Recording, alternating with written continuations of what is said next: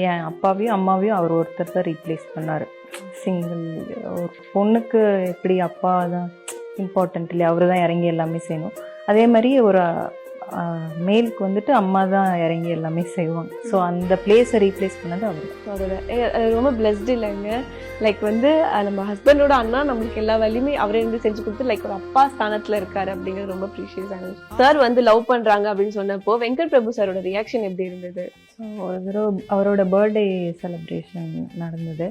அப்போ நான் போயிருந்தேன். அப்போ வந்து அவங்க ஃப்ரெண்ட்ஸ் வைபோ அவங்களாம் கூட்டிகிட்டு போய் இதுதான் உங்கள் தம்பியோட கேர்ள் ஃப்ரெண்ட் அப்படி சொல்லி இன்ட்ரோ பண்ணி கொடுத்தாங்க. அப்போ தான் ஃபஸ்ட் டைம் மீட் பண்ணேன். அப்புறம் என்ன சொன்னார் சார்? சொன்னேன். அப்போ கேர்ள் ஃப்ரெண்ட் மீட் பண்ணாங்க. கொஞ்ச நாள்லேயே கல்யாணம் பண்ணிட்டு போனேன். அப்போது ரொம்ப சந்தோஷம்தான் பட்டாங்க. சரி கல்யாணம் பண்ணுறாங்க. தாலி கட்டும்போது ஐயர் வந்து சொன்னார் வந்துட்டு தாலி பின்னாடி கையை எடுக்காதீங்க, கட்டி முடிச்சுட்டு அப்படியே கை வச்சிருங்க. ஆனால் இவர் வந்து எக்ஸைட் ஆகிட்டு பேபி வி ஆர் மேரிட் அப்படின்னு கத்திட்டு கையை எடுத்துட்டு அப்படி ஐயர் சொல்லிக்கிட்டே இருக்காரு, கை வைங்க, கை எடுக்காதீங்க கை. ஆனால் அவர் மறந்து வி ஆர் மேரிட் 2-3 தடவை வந்து என்கிட்ட சொல்லிட்டே இருந்தேன். ஓகே, அந்த மொமெண்ட் ஸ்பெஷல். தம்பி வந்து இப்போ வரைக்கும் என்கிட்ட பேசுறதே இல்லை. அதனால கல்யாணத்துக்கும் வரல, பிடிக்கல அவரை. அதனால அவன் வரல. நீங்க லவ் பண்றேன்னு சொன்னதுக்கு அப்புறமா தான் பேசலையா?